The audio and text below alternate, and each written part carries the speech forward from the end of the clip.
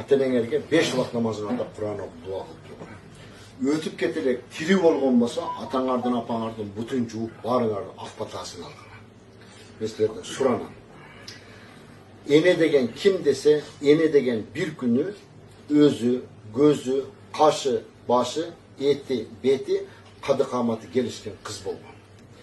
Энебиздин бой тартып жетилгенде атабыз энебиздин келбетин көрүп туруп, бир аз жүрөгүнө бир ушуну сүйүүнүн даамын тарткандан кийин кардар болуп апабыздын колун сураганда таятабыз ыраазычылык бергенде апабыз ак никесин алган.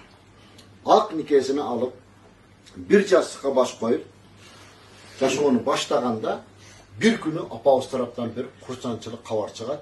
Bir болсо курсагыма бала бүткөн окшойт деп. Ушул жердеги баарыбыз апабыздын курсагында жатканбыз. Атабыз ол сөздү укканда "Алхамдулилла, келинчегимдин курсагында бала бар" дейт. Апабыздын курсагында 1 ай, 2 ай, 3 ай, 4 ай, 5 ай, 6 ай, 7 ай, 8 ай, 9 ай жатканбыз. 9-нчы айга барганда ушунчалык кыйналат байкуш апабыз. Курсагы чоңоят. Басайын десе бели талайт, колу ооруйт, буту ооруйт. Бир аз басып кеткенден кийин бели ооруганда абайлап секийин жатат. Жатып уктап атканда ичине бир тепеле койгузуп караса эч ким жок. İçinde jatıp apabыздын уйкусун бузган малдар отурабыз.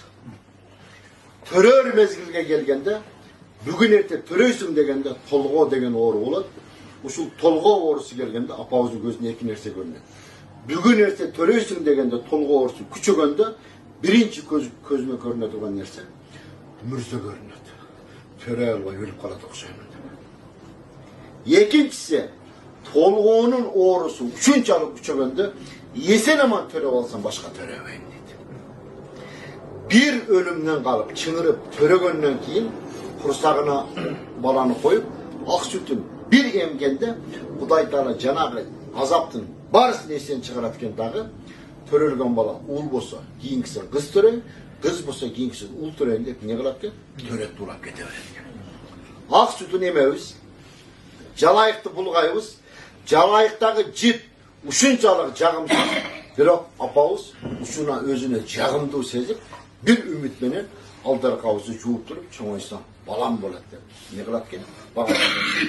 Бүгүн ошол эненин кылган кызматын актап туруп, ак батасын алып, ушуну актап кая турган мезгил кайсы десе, кимиңердин атаңар, апаңар болсо, 100 жолу үйгө кирсе, 100 жолу ортого туруп тургула. Жүгүрүп барып атаңар менен апаңардын колунан өпүп алган.